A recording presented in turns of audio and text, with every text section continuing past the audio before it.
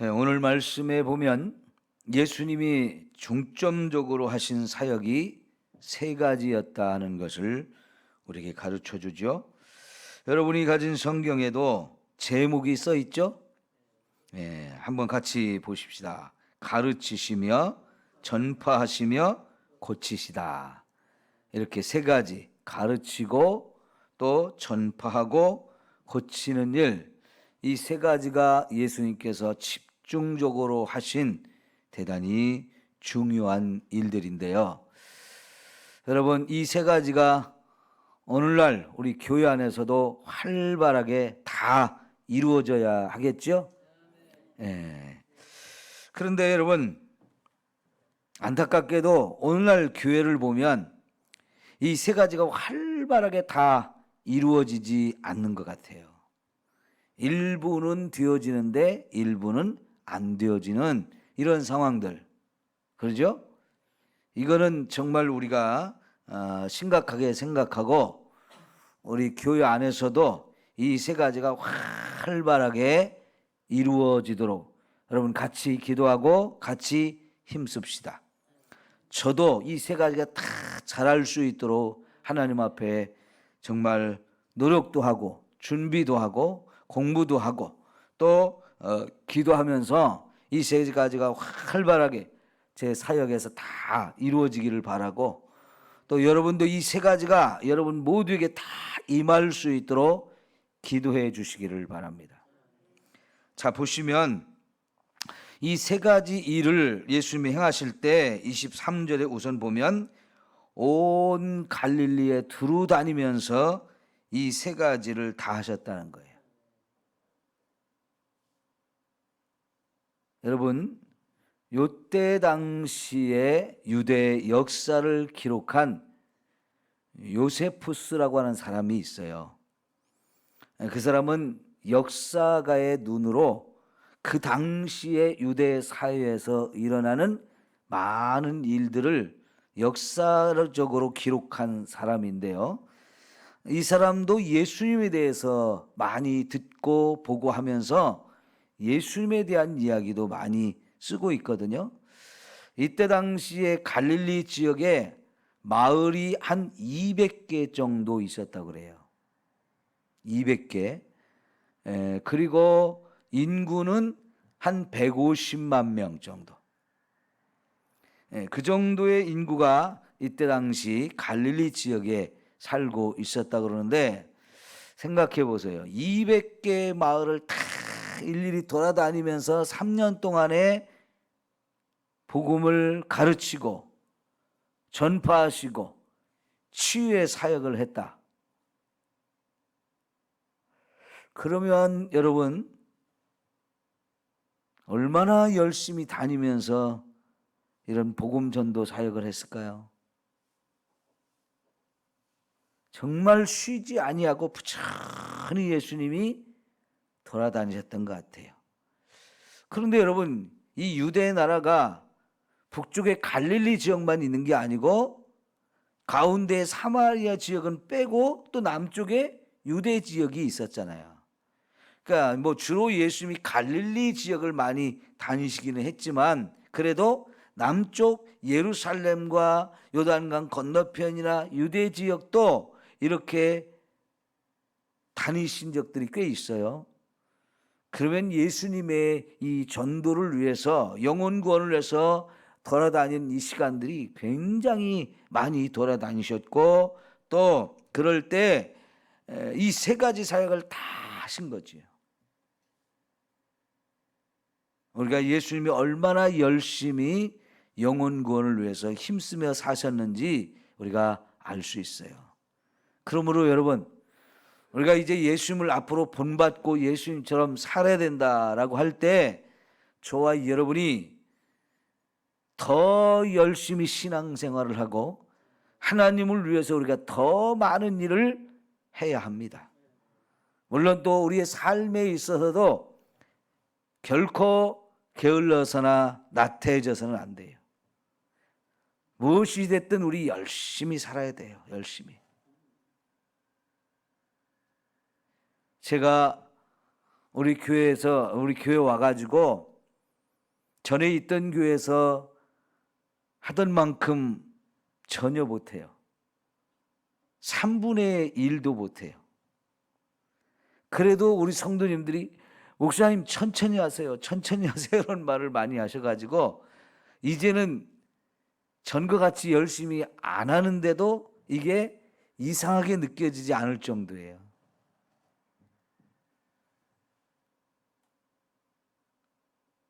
여러분이 연세가 드시기도 하셨지만 그래도 여러분 좀 더 열심히 우리가 신앙생활도 해야 되고요. 예?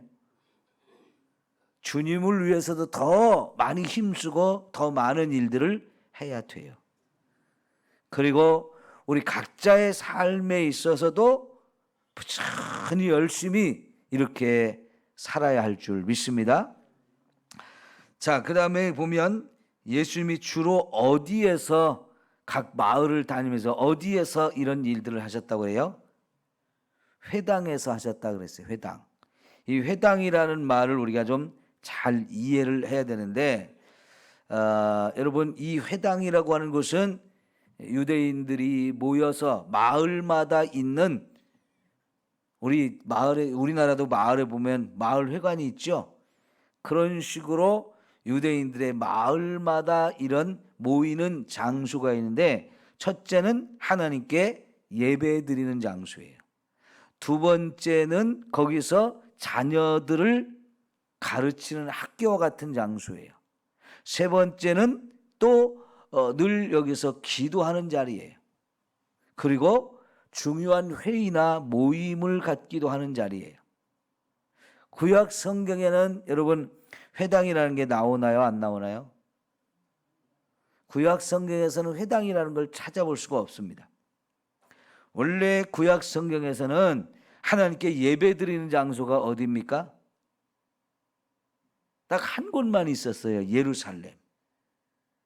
물론 예루살렘의 성전이 세워지기 전에는 가나안 땅에 처음 들어갔을 때는 라마라고 하는 곳에서도 모이기도 하고 미스바라는 데서도 모이기도 하고 이렇게 여러 곳이 옮겨졌습니다마는 그때는 왜 그랬냐면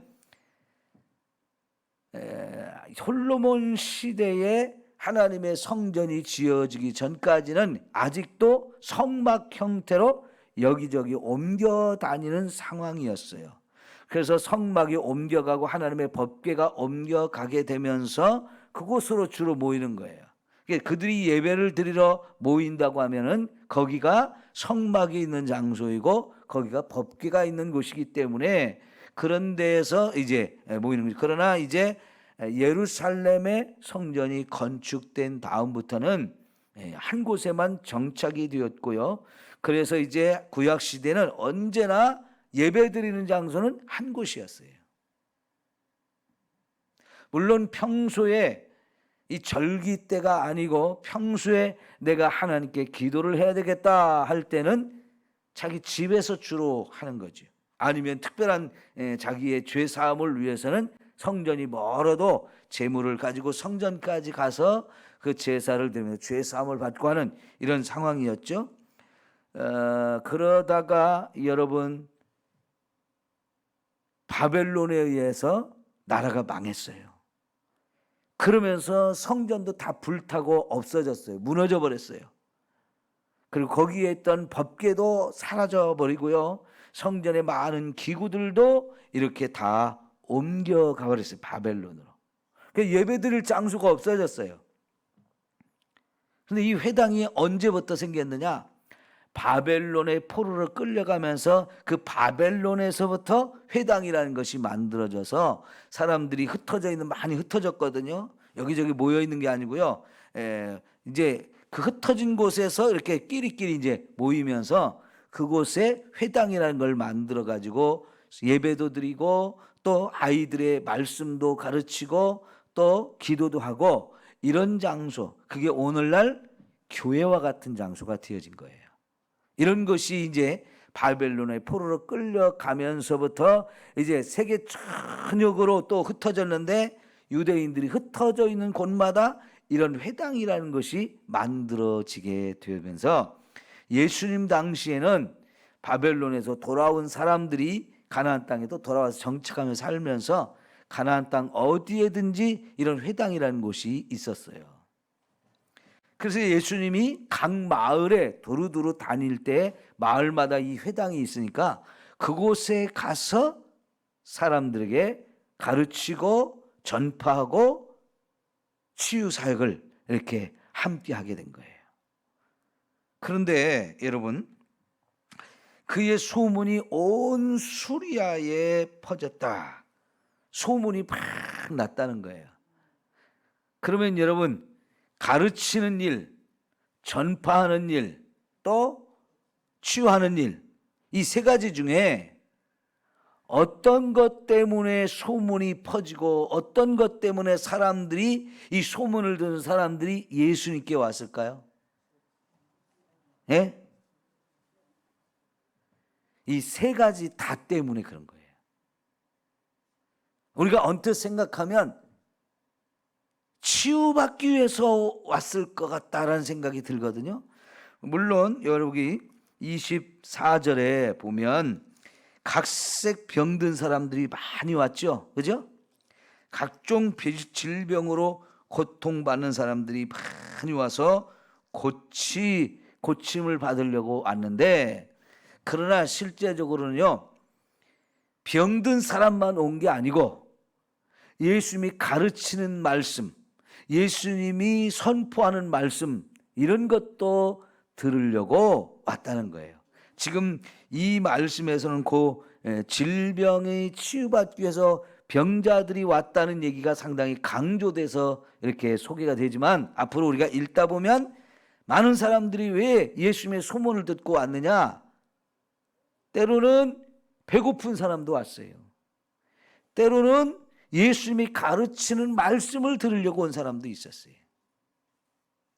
이 세 가지 사역이 다 활발하게 이루어졌고, 예수님은 그 세 가지 사역을 통해서, 예를 들면 지금까지 아까 말씀드린 대로 이 회당이라는 곳에 랍비들도 있고요, 서기관들도 있고 바리새인들도 있고, 이런 사람들이 또 이렇게 가르치는 일들을 많이 했었거든요. 근데 그들이 가르치는 것과 예수님이 가르치는 것이 너무나 달라가지고 예수님이 가르치는 내용을 듣는 사람들마다 깜짝깜짝 놀라면서, 야, 이렇게 말씀을 가르치는 일은 지금까지 우리가 들어보지 못했다. 그런데 그게 틀린 얘기는 아니잖아요. 예수님이 틀린 얘기를 하신 게 아니잖아요. 그죠? 자기들이 들어봐도 하나님 말씀을 얘기하는데, 똑같은 하나님 말씀을 가지고 가르치는데도 불구하고 지금까지 랍비들이나 바리새인이나 이런 사람들이 가르치는 것과는 완전히 다른 이야기를 하시더라는 거예요. 그러면서 너무너무 놀랍다, 이런 말씀을 가르치시다니 하면서 예수님이 가르침에도 참 놀라면서 그런 소문이 퍼져가지고 그 말씀을 들어보려고 오는 사람들도 꽤 많았다는 얘기죠. 자, 그런데 여러분, 한 가지 더 생각해 보면, 가르치시는 거 여러분 좋아요? 별로 관심 없어요? 좋으신가요? 아니요. 오늘날 성도들은요, 가르치는 거 별로 좋아하지 않습니다. 생각해 보세요. 제 설교는 가르치는 설교 쪽에 많이 있어요.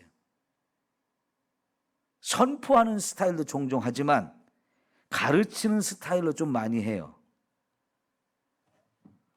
그런데 사실은 이런 설교 스타일을 사람들이 별로 안 좋아해요. 특히 기장 스타일의 설교는 제목 설교 스타일이거든요. 기장교회 많은 목사님들의 설교가 제목 설교예요. 제목 설교하는 사람들은요, 선포형으로 많이 합니다. 그러니까 우리가 여기 가르친다는 말과 전파하셨다는 말이 조금 경계가 없게 사용되기도 해요. 같이 그냥 혼동해서 서로 그냥 교차적으로 이렇게 사용하기도 하는데, 지금 이 마태복음에서는 이게 확실히 차이가 나는 단어로 사용하거든요. 가르치는 것과 전파하는 것은 다른 의미로 사용을 하거든요. 그렇게 다른 의미로 놓고 봤을 때 제 설교는 가르치는 스타일이 많아요. 그런데 이 선포하는 설교 스타일에 우리 기장 성도들이 많이 익숙해져 있는데, 제 설교 스타일이 그래서 우리 교회 성도들이 들을 때는 좀 지루하게 느껴질 수도 있고 감동받는 것도 좀 적게 느껴질 수도 있어요. 더 나아가서 성경 공부합시다, 제자 훈련합시다 그러면 관심 없는 사람들이 많아요. 여러분, 그러면 안 돼요. 적어도요, 우리 배우는 일에 열심을 다해야 돼요. 네? 배우는 일을 열심히 배워야 돼요. 근데 생각해 보면, 아이 목사님 나 나이 먹어서 이제 힘들어요, 그렇게 말씀하시는 분, 혹은 목사님 저는 배운 게 없어서 가르치는 거 별로 잘 못해요, 이러시는 분들 많거든요. 그러면 생각해 보세요. 예수님 시대에 예수님이 주로 갈릴리에서 이런 일을 많이 하셨다고 그랬죠. 그 갈릴리에 살던 사람들이 오늘날 저와 여러분보다 공부를 더 많이 했을까요? 직업이 더 좋았을까요? 그렇지 않아요. 네? 그러면 갈릴리 그냥 두고 우리나라 120년, 130년 전에 교회가 들어왔을 때 선교사들이 다니면서요, 똑같이 이런 사역을 했어요. 사람들이 그러면 병만 고치러 갔을까요? 선교사들이 이렇게 전하는 말을 듣고. 선교사들도요, 처음에는 질병도 고치고 막 예수 믿으세요, 예수 믿고 천국 갑시다, 예수 믿으면 우리가 얼마든지 하나님의 은혜와 복을 누리며 살 수 있습니다, 이런 얘기를 할 때에 여러분, 천국 가기 위해서만 사람들이 선교사의 말에 귀를 기울였을까요? 선교사의 상당히 많은 사역은 가르치는 사역이었어요. 그래서 예전에 1905년 평양에서 부흥이 이렇게 일어났을 때 그 부흥이 어디부터 시작됐냐면 사경회라는 것부터 시작됐어요. 사경회. 이 사경회라는 말씀이 단어의 의미가 뭐냐면 말씀을 가르친다는 뜻이에요. 가르치는 모임이라는 뜻이에요. 그러니까 교회에서 그때는 1주일이고 2주일이고 막 성도들이 막 다 모여가지고 열심히 밤낮으로 말씀을 배우고, 또 그렇게 말씀을 배우고 나면 오후에 받은 은혜를 따라서 나가서 막 전도하고 성도들이, 그리고 또 저녁에 모여서 집회하면 막 강력한 부흥의 역사가 일어나고 또 회개가 일어나고 질병이 치유되고 이런 일들이 막 강력하게 일어났어요. 그래서 막 갑자기 엄청난 부흥이 일어난 거거든요. 그때 당시 사람들이 지금 우리보다 공부를 더 많이 했나요? 그때는 진짜 양반들이 아니고는 공부한 사람이 없었어요. 더구나 일제시대에 이제는 양반 대접을 못 받는 시대가 되어지고, 양반들이라고 학교를 나갈 수 있었나요? 그때 국민학교 가긴 가도요, 갔다가 1학년, 2학년 다니다가 먹고 살기 힘들어서 못 다니신 분들이 대부분이 많아요. 국민학교 졸업하고 나면 중학교, 고등학교 가는 거는 더더욱 어려웠고요. 그래도 여러분, 교회에서 가르친다면 열심히 모여서 엄청 열심히 배웠어요. 근데 그것이 나중에 사경회라는 말은 없어지고 부흥회라는 말로 자꾸 변질이 되기 시작했어요. 부흥회도 우리가 한국교회가 또 부흥회를 통해서 엄청나게 은혜 받고 엄청나게 많은 역사들이 일어나고 엄청난 부흥도 했습니다. 그런데요, 한국교회 초창기에는 사경회라는 것이 더 활발하게 교회들마다 진행이 돼가지고요, 막 교회마다 모여서 한글도 배우고 성경을 배우고 많은 걸 배우면서 이렇게 믿음이 막 자라고 그랬어요. 여러분, 우리 이은웅 장로님 말씀 들어보면 우리 이 삼성교회가 어떻게 개척이 됐다고 할까요? 저 바닷가에 외딴 동네에 용문산에서 은혜 받은 사람들의 일부가 여기저기 전도하러 다니다가 하재까지 와가지고 거기서 말씀을 전해가지고 그때 말씀을 들은 사람들이 모여가지고 교회가 세워졌어요. 그러죠? 그럼 여러분, 참 기가 막힌 일이잖아요. 예수 믿는 사람들이 없던 동네에 하나님이 전도자들을 보냈어요.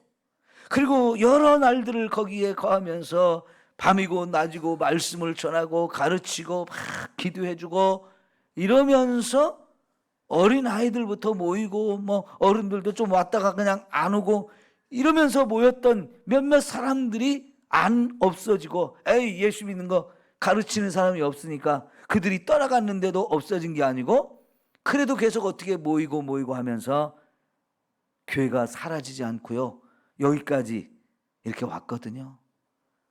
여러분, 얼마나 놀라운 은혜예요. 여러분, 교회는요 가르쳐야 되고 막 다니면서 여기저기 다니면서 전도도 해야 되고, 그리고 병을 고쳐주는 사역을 지금도 열심히 해야 돼요. 하나님께서 선교사들을 먼 나라에서 이렇게 우리나라로 보내줘가지고 그 선교사들이 여기 와서 진짜 복음을 전해가지고 이렇게 놀라운 구원의 역사를 이루었는데, 여러분, 그들이 이 우리나라로 올 때요, 우리나라에서 전혀 아는 것이 없었어요. 나라조차도 알지도 못했고 어떻게 사는 백성인지 어떤 말을 사용하는지 전혀 알지를 못하고 왔어요.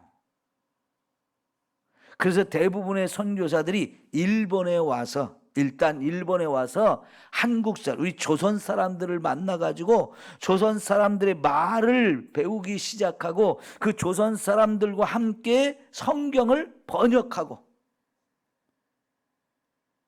다 번역하기 어려우니까 시간이 많이 걸리니까 누가복음 요 하나, 마가복음 하나, 요것만 번역을 한 상태에서 들어와 가지고요, 이제 말도 제대로 알지 못하는 상태에서 다니면서 복음을 전하면서 언어도 배우고 성경도 번역하고 또 가서 전도하고 또 가르치고 엄청난 일들을 했어요.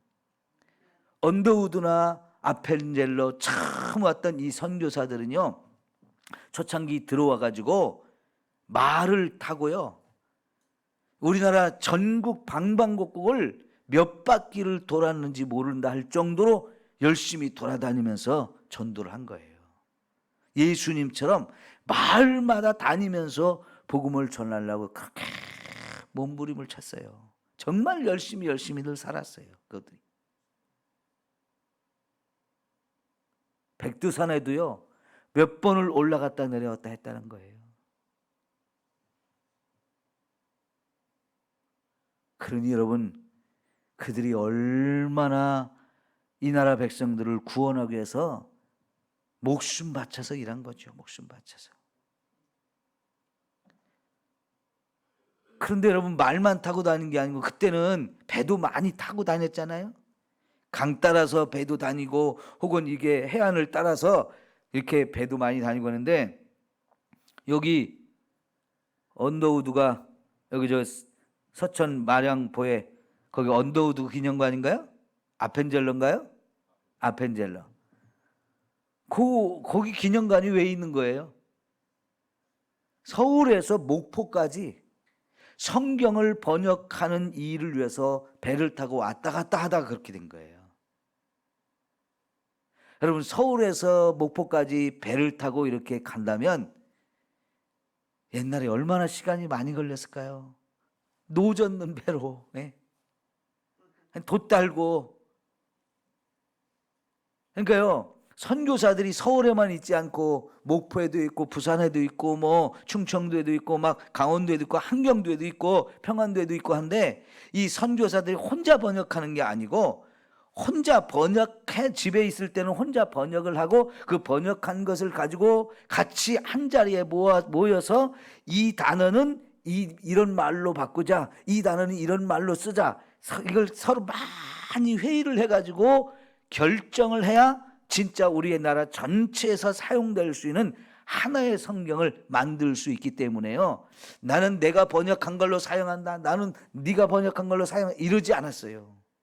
우리나라 말로 번역된 하나의 통일된 성경을 만들기 위해서 각지에 흩어져 있던 선교사들이 모여가지고 이걸 자꾸 회의를 하면서 이거 통일된 성경을 만들어야 됐기 때문에 정말 그들은 먼 길을 다니면서 전도도 하고 또 설교도 하고 교회도 세우고 학교 세우고 이런 일들을 막 어마어마하게 한 거예요.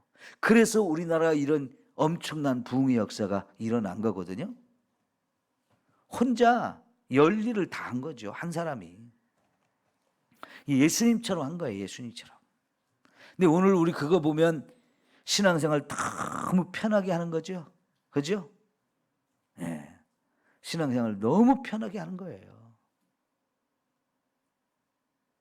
영국의 요한 웨슬리라는 사람도요, 성령의 충만함을 받고 이제 막 영국 전역을 다니면서 전도하고 교회를 세우고 막 부흥회를 인도하고 이런 일을 하는데, 그 사람도 말을 타고 다니면서 했거든요.